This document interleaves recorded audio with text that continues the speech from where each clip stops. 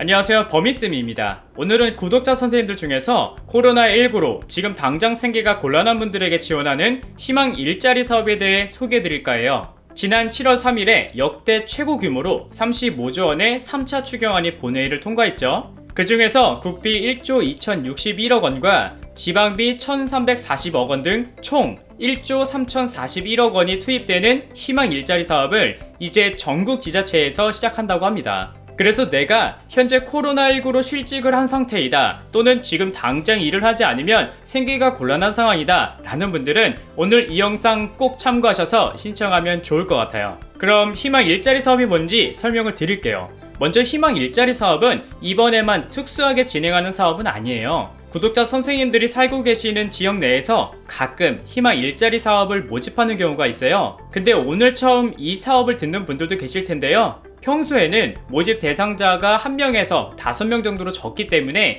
여러분들에게 조금 생소할 수 있어요. 하지만 이번 코로나19로 인해서 직장을 잃거나 취업이 힘들어진 취약계층을 대상으로 정부와 지자체에서 공공 일자리 31만 개를 제공한다고 합니다. 그래서 저소득층, 노인, 장애인, 실직자, 휴폐업자, 특수고용직, 프리랜서 등을 우선적으로 선발해서 공공 일자리에서 일을 할 수 있도록 지원해주는 사업인데요. 공공 일자리? 어떤 곳에서 일을 한다는 거야? 이렇게 궁금하실 수 있어요. 그쵸? 쉽게 말씀을 드리면 크게 3가지로 일할 곳을 나눌 수 있는데요. 첫째는 긴급 행정 업무나 전산 작업 등 업무 보조를 하는 사무직이 있고, 그리고 지역 내에서 간단한 청소나 환경 정비 등 야외 근무를 하는 현장직 업무가 있고요. 마지막으로 시청이나 구청을 이용하는 시민들에게 민원을 안내하거나 설문을 도와주는 실태조사, 그리고 코로나19 방역 보조 등에 참여해서 일을 할 수 있는 기타직이 있습니다. 이 외에도 일하는 곳은 굉장히 많아요. 보시는 사진처럼 환경 정비일도 하고 있고요.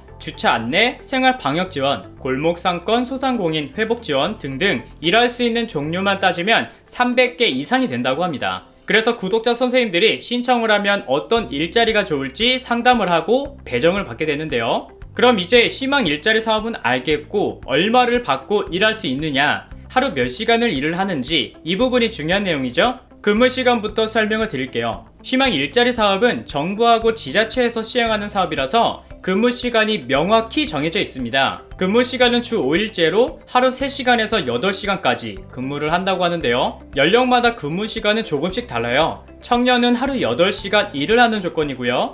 만 65세 미만이신 분들은 하루 5시간, 그리고 만 65세 이상이신 분들은 하루 3시간을 근무하는 조건이라고 합니다. 그래서 시간당 8,590원을 받고 일을 할 수 있는데요. 올해 최저임금이 8,590원이니까 최저임금을 받고 일을 한다고 보시면 돼요. 그리고 추가로 4대 보험료가 지급된다고 하는데요. 하루에 8시간을 일을 한다고 했을 때 8시간 곱하기 8,590원은 68,720원이 나와요. 그럼 하루에 68,720원을 벌 수 있다, 이렇게 생각하시면 되는 거죠. 게다가 이 금액을 월급으로 환산해서 매일 식비 5,000원과 월차 수당, 그리고 4대 보험료까지 추가를 하게 되면 한 달에 최대 180만원 정도를 받을 수 있다고 합니다. 청년이든 어르신들이든 내가 현재 생계 곤란으로 어려운 상황이다 라고 한다면 꼭 신청해보면 좋을 것 같아요.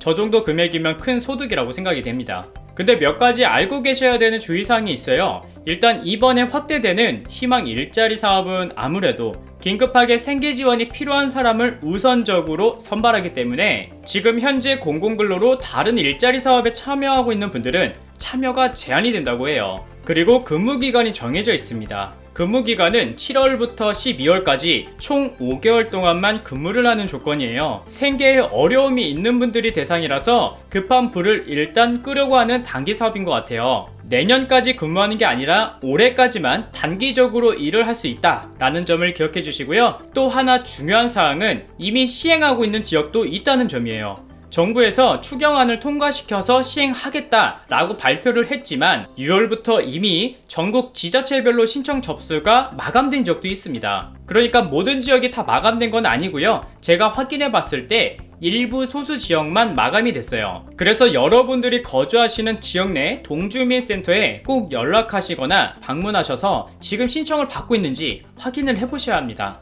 대부분의 지역은 이제 신청 접수를 받고 있다고 해요.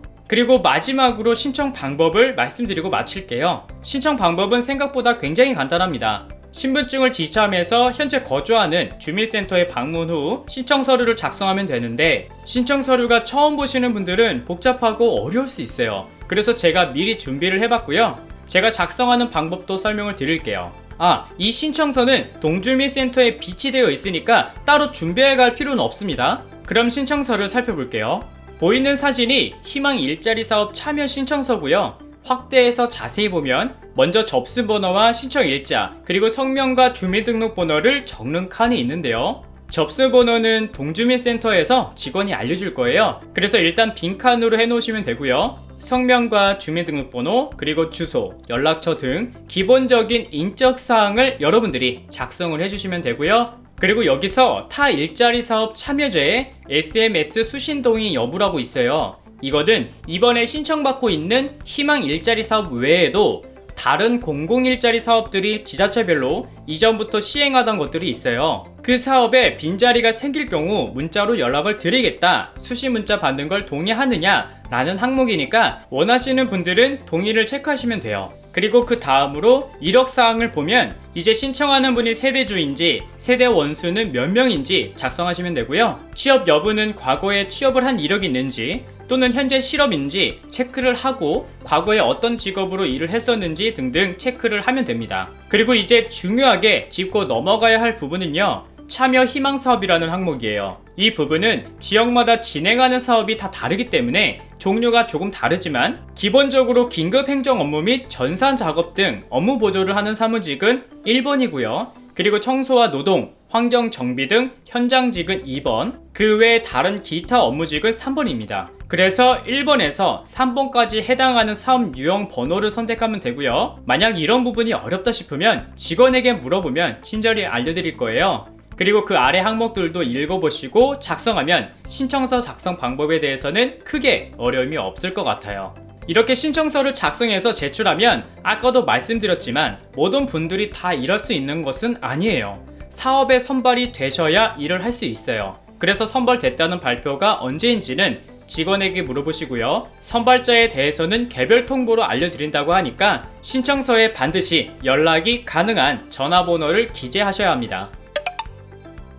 네, 오늘은 이렇게 희망 일자리 사업에 대해 말씀드려봤는데요. 한편으로 이번 희망 일자리 사업이 급조된 단순 업무 일자리를 제공하는 단기 아르바이트 수준에 그칠 수 있다는 우려의 목소리도 나오고 있다고 합니다. 그래서 고규창 행정안전부 지방재정경제실장은 일자리는 생계의 문제이며 민간 일자리를 지키기 위한 노력과 함께 정부와 지자체도 고용주로서의 역할을 강화해서 국민들의 생계 유지를 적극 뒷받침하겠다라고 발표했지만, 앞으로 진행되는 상황을 직접 보면 적절한 시행이었는지 문제는 없었는지 알 수 있을 것 같습니다. 오늘 준비한 영상은 여기까지고요. 저는 다음 영상에서 다시 인사드리겠습니다. 시청해주신 선생님 모두 정말 감사합니다. 그럼 좋은 하루 보내세요.